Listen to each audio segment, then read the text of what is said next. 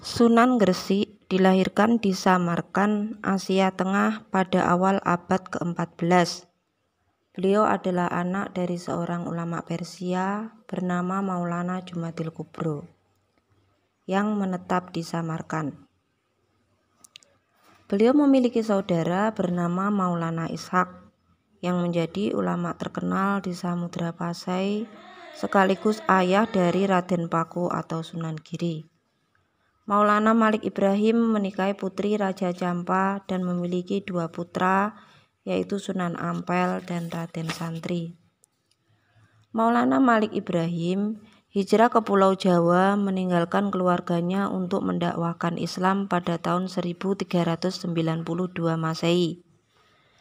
Daerah yang ditujunya pertama kali ialah Desa Sembalu, sekarang adalah Desa Leran, Kecamatan Manyar, yaitu 9 km ke arah utara kota Gresik. Beliau lalu mulai menyiarkan agama Islam di tanah Jawa bagian timur dengan mendirikan masjid pertama di Desa Pesucinan Manyar.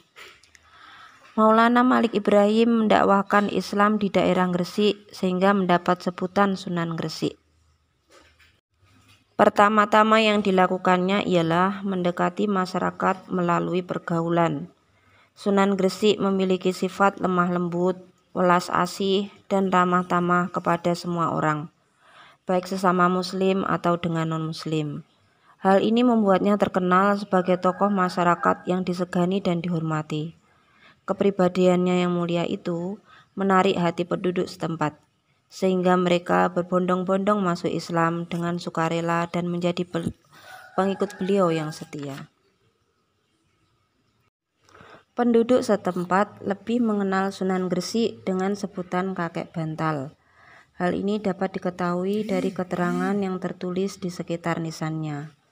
Keterangan tersebut menunjukkan bahwa Sunan Gresik disebut dengan kakek bantal, penolong fakir miskin, dan dihormati para pangeran dan sultan karena menjadi ahli tata negara yang ulung. Beliau tidak hanya bergaul dengan kalangan atas, melainkan juga golongan rakyat bawah, yaitu kaum fakir miskin. Sunan Gresik juga dikenal sebagai seorang ahli pertanian dan pengobatan. Sunan Gresik sangat terkenal di kalangan rakyat jelata, terutama dari kalangan kasta bawah. Dari keempat kasta tersebut, kasta Sudra menempati kedudukan yang paling rendah. Maka ketika Maulana Malik Ibrahim menerangkan kedudukan semua orang dalam Islam sama, orang-orang dari kasta Sudra dan Waisa banyak yang tertarik. Sunan Gresik menjelaskan bahwa orang yang paling mulia di antara manusia hanyalah yang paling bertakwa kepada Allah. Beliau menjelaskan bahwa orang dari kasta Sudra apabila bertakwa bisa lebih mulia daripada mereka yang berkasta Satria maupun Brahmana.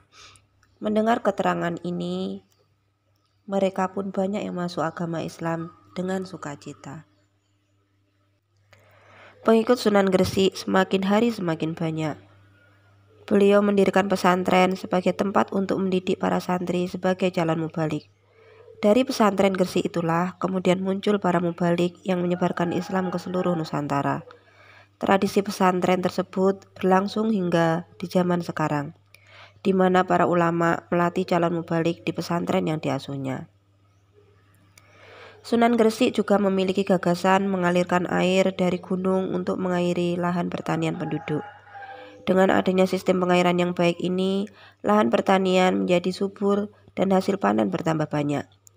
Apabila kesejahteraan para petani meningkat, mereka pun dapat mengerjakan ibadah dengan tenang. Raja Majapahit yang mengetahui upaya Sunan Gresik dalam memajukan kesejahteraan rakyatnya, kemudian menyerahkan kekuasaan daerah Gresik kepada Sunan Gresik untuk diperintah sendiri di bawah kedaulatan Majapahit.